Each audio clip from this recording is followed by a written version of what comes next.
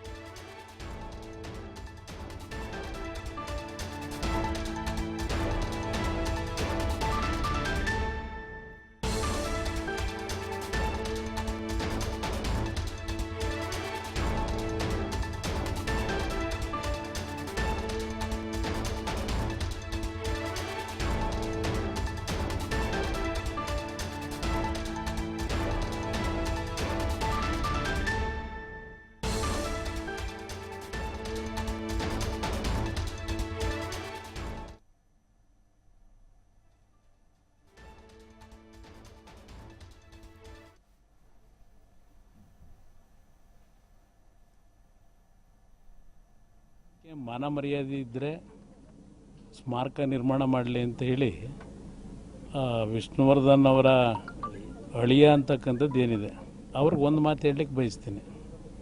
ಪದಬಳಕೆ ಮಾಡಬೇಕಾದ್ರೆ ಸ್ವಲ್ಪ ಪದಬಳಕೆಯ ಗಾಂಭೀರ್ಯತೆಯನ್ನು ಅರ್ಥ ಮಾಡ್ಕೋಬೇಕು. ಈ ರಾಜ್ಯದೊಳಗೆ ನಾಡಿನ ಜನತೆಗೆ ಸೇವೆ ಸಲ್ಲಿಸಿರ್ತಕ್ಕಂಥ ಹಲವಾರು ಜನ ಪ್ರಮುಖ ನಾಯಕರುಗಳಿದ್ದಾರೆ. ಇವತ್ತು ಕಲಾವಿದರಾಗಿ ಕನ್ನಡ ಚಿತ್ರರಂಗಕ್ಕೆ ಸಲ್ಲಿಸಿರ್ತಕ್ಕಂಥ ಅವರ ಕೊಡುಗೆಯ ಹಿನ್ನೆಲೆಯಲ್ಲಿ ಸರ್ಕಾರ ಗೌರವ ಕೊಡಬೇಕಾದಂಥದ್ದು ಕೊಟ್ಟಿದ್ದೇವೆ. ಪಾಪ ಅವ್ರಿಗೆ ಗೊತ್ತಿಲ್ಲ. ಅವರಿಗೆ ಇವತ್ತು ಯಾಕೆಂದರೆ ನನಗೆ ಭಾಳ ನೋವಾಯ್ತು. ನಾನು ನೇರವಾಗಿ ಮಾತನಾಡೋನು, ನಾನು ಕದ್ದು ಮುಚ್ಚಿ ಮಾತನಾಡೋನಲ್ಲ. ಅವರ ಒಂದು ಪ್ರತಿಕ್ರಿಯೆ ನೋಡಿದೆ. ಉಡಾಫೆ ಮುಖ್ಯಮಂತ್ರಿ ಅಂತ ಹೇಳಿದ್ದಾರೆ. ಇವತ್ತೊಂದು ಪದ ಬಳಸ್ಕೊಂಡಿದ್ದಾರೆ. ಅವರಿಗೆ ಪಾಪ ವಿಷಯ ಗೊತ್ತಿದೆಯೋ ಇಲ್ಲೋ ಗೊತ್ತಿಲ್ಲ. ಅಧಿಕಾರದಲ್ಲಿ ಇರಲಿಲ್ಲ ವಿಷ್ಣುವರ್ಧನ್ ಅವರು ನಿಧನರಾದಾಗ. ನಾನೇನು ಅಧಿಕಾರದಲ್ಲಿ ಇರಲಿಲ್ಲ. 10 ವರ್ಷಗಳ ಹಿಂದೆ ನಡೆದಂಥ ಘಟನೆ. ಅವರ ನಿಧನದ ಸುದ್ದಿ ನಾನು ತಿಳಿತಿದ್ದಾಗೆ ಬೆಳಗ್ಗೆ 6 ಗಂಟೆಗೆ ಅವ್ರ ಮನೆಗೆ ಹೋದೆ. ಮೈಸೂರಿನಿಂದ ಅವರ ಪಾರ್ಥಿವ ಶರೀರವನ್ನು ಅವ್ರ ಮನೆಗೆ ತರ್ತಾಯಿದ್ರು. ವಿಷಯ ಗೊತ್ತಾಗಿ ಅವ್ರ ಮನೆಗೆ ಹೋದೆ. ಅವರ ಮನೆಯಲ್ಲಿ ವಿಷ್ಣುವರ್ಧನ್ ಅವರ ಅಂತಿಮ ದರ್ಶನವನ್ನು ಪಡೆದ ನಂತರ ನಾನು ಪಾರ್ಥಿವ ಶರೀರದ ಅಂತಿಮ ದರ್ಶನವನ್ನು ಕೇಳಿದೆ ಶಿವರಾಮ್ ಅವರಿಗೆ. ಶಿವರಾಮ್ ಅವರು ಬದುಕಿದ್ದಾರೆ ಇನ್ನೂ.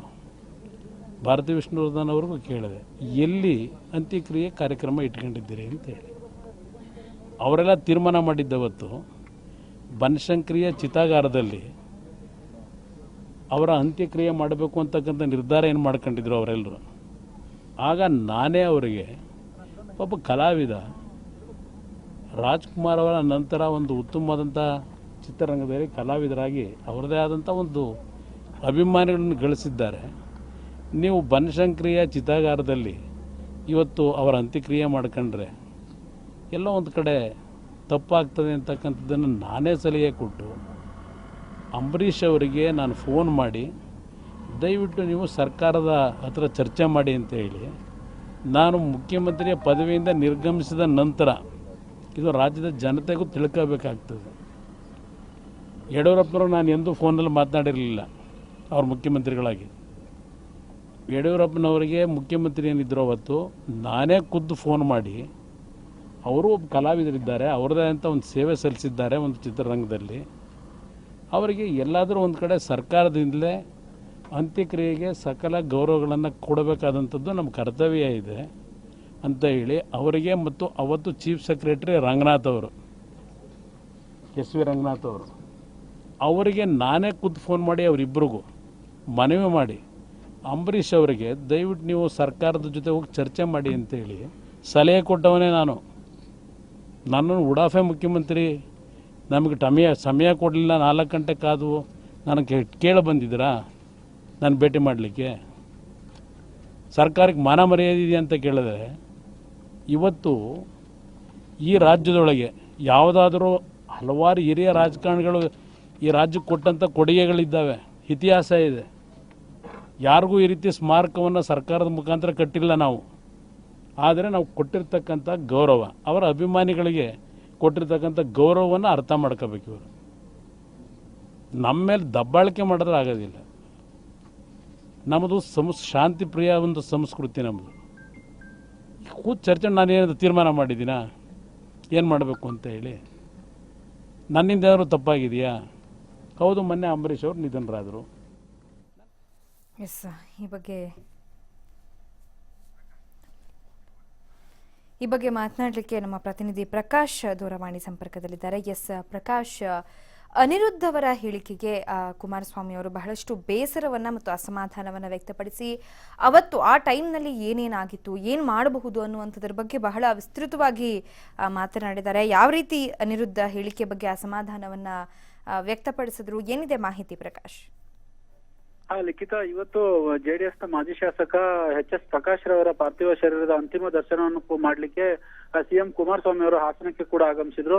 ಹೆಲಿಪ್ಯಾಡ್ ನ ಬೋನಹಳ್ಳಿಯಲ್ಲಿ ಕೂಡ ಅವರು ಮಾಧ್ಯಮಗಳ ಜೊತೆ ಮಾತನಾಡುವಂತಹ ಸಂದರ್ಭದಲ್ಲಿ ವಿಷ್ಣುವರ್ಧನ್ ಅಳಿಯ ಅನಿರುದ್ಧ್ ಏನಿದ್ದಾರೆ ಅವರ ವಿರುದ್ಧ ಸಿಡಿಮಿಡಿಗೊಂಡ್ರು, ಮತ್ತೆ ಸಿಟ್ಟಾದ್ರು ಅನ್ನುವ ಮಾತನ್ನು ಕೂಡ ಇಲ್ಲಿ ಹೇಳ್ಬೋದು. ಯಾಕಂತಂದ್ರೆ ಸರ್ಕಾರಕ್ಕೆ ಮಾನ ಮರ್ಯಾದೆ ಇದ್ರೆ ವಿಷ್ಣು ಸ್ಮಾರಕ ನಿರ್ಮಾಣ ಮಾಡ್ಲಿ ಎಂಬ ವಿಷಯಕ್ಕೆ ಸಂಬಂಧಪಟ್ಟ ಹಾಗೆ ಈಗಾಗಲೇ ಸಿಎಂ ಅವರು ಕೂಡ ಸಿಡಿಮಿಡಿಗೊಂಡಿರುವಂತದ್ದು. ಅನೇಕ ಸಾಮಾಜಿಕ ಕೆಲಸ ಮಾಡಿದ್ದಾರೆ. ನಾನು ವಿಷ್ಣುವರ್ಧನ್ ನಿಧನರಾದಂತಹ ಸಂದರ್ಭದಲ್ಲಿ ನಾನು ಕೂಡ ಅಧಿಕಾರದಲ್ಲಿ ಇರಲಿಲ್ಲ. ಆಗ ಯಡಿಯೂರಪ್ಪ ಅವರೇನು ಅಧಿಕಾರದಲ್ಲಿದ್ರು ಅವರಿಗೆ ಕರೆ ಮಾಡಿ ಎಲ್ಲ ವಿಷಯವನ್ನು ಕೂಡ ನಾನು ಮಾತನಾಡಿದ್ದೆ. ಅದರ ಜೊತೆಗೆ ಈಗ ಸಾವಿಗೀಡಾದಂತಹ ಅಂಬರೀಷ್ ಏನಿದ್ದಾರೆ ಅವರ ಜೊತೆಯಲ್ಲೂ ಕೂಡ ನಾನು ಮಾತನಾಡಿ ಒಬ್ಬ ಕಲಾವಿದನಿಗೆ ಎಷ್ಟು ಗೌರವವನ್ನು ಕೊಡ್ಬೇಕು, ಅದೇ ರೀತಿ ಅವ್ರನ್ನ ಬನಶಂಕರಿಯ ಚಿತಾಗಾರದಲ್ಲಿ ಅಂತ್ಯಕ್ರಿಯೆ ಮಾಡ್ಬೇಕು ಅನ್ನುವ ಅವರ ಕುಟುಂಬಸ್ಥರ ನಿಶ್ಚಯ ಕೂಡ ಆಗಿತ್ತು. ಅದೇ ಸಂದರ್ಭದಲ್ಲಿ ಯಾವುದೇ ಕಾರಣಕ್ಕೂ ಬೇಡ, ಒಬ್ಬ ಕಲಾವಿದನಿಗೆ ಗೌರವ ಕೊಡ್ಬೇಕು ಅನ್ನೋ ದೃಷ್ಟಿಯಿಂದ ನಾನು ಕೂಡ ಸಲಹೆ ಕೊಟ್ಟು ಅವತ್ತು ಏನು ಕಂಠೀರವ ಸ್ಟುಡಿಯೋದಲ್ಲಿ ಅವ್ರನ್ನ ಅಂತ್ಯಕ್ರಿಯೆ ಮಾಡಿ ಅಂತ ವಿಷ್ಣು ಅವರಿಗೆ ಮಾತನಾಡುವಾಗ ನನ್ನ ಬಗ್ಗೆ ಹಾಗೂ ಮತ್ತೆ ಸರ್ಕಾರದ ಬಗ್ಗೆ ಮಾತನಾಡುವಾಗ ಎಚ್ಚರವಿರಬೇಕು ಅನ್ನೋ ಹಾಗೆ ಧನ್ಯವಾದ ಮಾಹಿತಿಗಾಗಿ. ಎಚ್.ಡಿ. ಕುಮಾರಸ್ವಾಮಿ ಅವರು ಅನಿರುದ್ಧ್ ಅವರ ಹೇಳಿಕೆಗೆ ಸಿಡಿಮಿಡಿಗೊಂಡ್ರು. ಉಡಾಫೆ ಮುಖ್ಯಮಂತ್ರಿ ಅನ್ನುವಂಥ ಒಂದು ಪದಬಳಕೆ ಮಾಡಿದ್ದಾರೆ. ಪದಬಳಕೆ ಮಾಡಲಿಕ್ಕೂ ಮುನ್ನ ಏನಾಗಿದೆ, ಯಾರ ಪಾತ್ರ ಏನಿದೆ ಅನ್ನುವಂಥದ್ದನ್ನು ಅರ್ಥ ಮಾಡ್ಕೊಳ್ಬೇಕಾಗತ್ತೆ. ಯಾಕಂತಂದರೆ ವಿಷ್ಣು ಅವರು ನಿಧನರಾದಂಥ ಸಂದರ್ಭದಲ್ಲಿ ನಾನು ಮುಖ್ಯಮಂತ್ರಿ ಆಗಿರಲಿಲ್ಲ. ಆದರೂ ಕೂಡ ಆ ಸಂದರ್ಭದಲ್ಲಿ ನಾನು ಮುತುವರ್ಜಿಯನ್ನು ವಹಿಸಿ ಕಲಾವಿದರಿಗೆ ಸರ್ಕಾರಿ ಒಂದು ಜಮೀನು ಅಥವಾ ಗೌರವವನ್ನು ನೀಡಬೇಕಾಗತ್ತೆ, ಸರ್ಕಾರಿ ಜಾಗವನ್ನು ನೀಡಬೇಕು ಅನ್ನುವಂಥ ವಿಚಾರದಲ್ಲಿ ಯಡಿಯೂರಪ್ಪನವರ ಹತ್ರ ಆಗಿರಬಹುದು, ಅಂಬರೀಷ್ ಬಳಿಯೂ ಕೂಡ ನಾನು ಈ ವಿಚಾರವಾಗಿ ಮಾತನಾಡಿದ್ದೆ. ಶಿವರಾಮ್ ಮತ್ತು ಅವರ ಪತ್ನಿ ಭಾರತಿಯವರ ವಿಷ್ಣುವರ್ಧನ್ ಅವರ ಪತ್ನಿ ಭಾರತಿಯವರ ಜೊತೆ ಚರ್ಚೆಯನ್ನು ನಡೆಸಿದಾಗ ಬನಶಂಕರಿಯ ಚಿತಾಗಾರದಲ್ಲಿ ಅಂತ್ಯಕ್ರಿಯೆಯನ್ನು ಮಾಡ್ತೀವಿ ಅನ್ನುವಂಥ ಮಾತನ್ನು ಅವ್ರು ಹೇಳಿದ್ರು. ಆದರೆ ಒಬ್ಬ ಕಲಾವಿದರಿಗೆ, ಅದರಲ್ಲೂ ವಿಷ್ಣುವರ್ಧನ್ ಅವರ ಸಾಧನೆಗೆ, ಅವರ ಒಂದು ಕಲಾ ಸೇವೆಗೆ ಸಿಗಬೇಕಾದಂಥ ಒಂದು ಗೌರವ ಸರ್ಕಾರದ ಕಡೆಯಿಂದ ಸಿಗಬೇಕು ಅಂತ ಹೇಳಿ ನಾನು ಈ ವಿಚಾರವಾಗಿ ಮಾತುಕತೆಯನ್ನು ನಡೆಸಿದ್ದೆ ಅನ್ನುವಂಥ ಅವತ್ತಿನ ದಿನದ ನೆನಪನ್ನು ಮುಖ್ಯಮಂತ್ರಿ ಎಚ್.ಡಿ. ಕುಮಾರಸ್ವಾಮಿ ಅವರು ನೆನಪು ಮಾಡಿಕೊಂಡ್ರು. ಅಷ್ಟು ಮಾತ್ರವಲ್ಲ, ಮಾನ ಮರ್ಯಾದೆ ಇದ್ರೆ ಸ್ಮಾರಕವನ್ನು ನಿರ್ಮಾಣ ಮಾಡಲಿ ಸರ್ಕಾರ ಅನ್ನುವಂಥ ಅನಿರುದ್ಧ್ ಅವರ ಹೇಳಿಕೆಗೆ ತೀವ್ರವಾದಂಥ ಅಸಮಾಧಾನವನ್ನು ವ್ಯಕ್ತಪಡಿಸಿದ್ರು. ಆ ಸಂದರ್ಭದಲ್ಲಿ ನಾನು ಮುಖ್ಯಮಂತ್ರಿಯೂ ಆಗಿರಲಿಲ್ಲ, ಆದರೂ ಕೂಡ ಈ ರೀತಿಯಾಗಿ ಮಾತನಾಡುವಂಥದ್ದು, ಅವಹೇಳನ ಮಾಡುವಂಥದ್ದು, ಪದಬಳಕೆಗಳನ್ನು ಉಡಾಫೆ ಮುಖ್ಯಮಂತ್ರಿ ಅನ್ನುವಂಥ ಪದಬಳಕೆಯನ್ನು ಮಾಡುವಂಥದ್ದು ಸರಿಯಲ್ಲ ಅನ್ನುವಂಥ ಮಾತನ್ನ ಮುಖ್ಯಮಂತ್ರಿಗಳು ಹೇಳಿದ್ದಾರೆ. ಹಿರಿಯ ನಟ ಡಾಕ್ಟರ್ ವಿಷ್ಣುವರ್ಧನ್ ಸ್ಮಾರಕ ವಿಚಾರ ಏನಿದೆ, ಹತ್ತತ್ರ 10 ವರ್ಷ ಆಗ್ತಾ ಬಂತು, ಆದರೂ ಕೂಡ ಒಂದು ಸಮರ್ಪಕವಾದಂಥ ನಿರ್ಧಾರ ಸ್ಮಾರಕದ ವಿಚಾರದಲ್ಲಿ ಆಗಲಿಲ್ಲ. ಜಾಗದೇ ಒಂದು ದೊಡ್ಡ ವಿವಾದವಾಗಿರುವಂಥ ಸಂದರ್ಭದಲ್ಲಿ ಸಾಕಷ್ಟು ವಿವಾದ ಇನ್ನೂ ಕೂಡ ಮುಂದುವರೆದುಕೊಂಡು ಹೋಗ್ತಾ ಇದೆಯೇ ಹೊರತು ಸ್ಮಾರಕ ನಿರ್ಮಾಣ ಆಗಬೇಕಾ, ಎಲ್ಲ ಆಗಬೇಕು ಅನ್ನುವಂಥ ವಿಚಾರದ ಬಗ್ಗೆ ಇನ್ನೂ ಒಂದು ಸ್ಪಷ್ಟ ನಿರ್ಧಾರ ಹೊರಬಂದಿಲ್ಲ.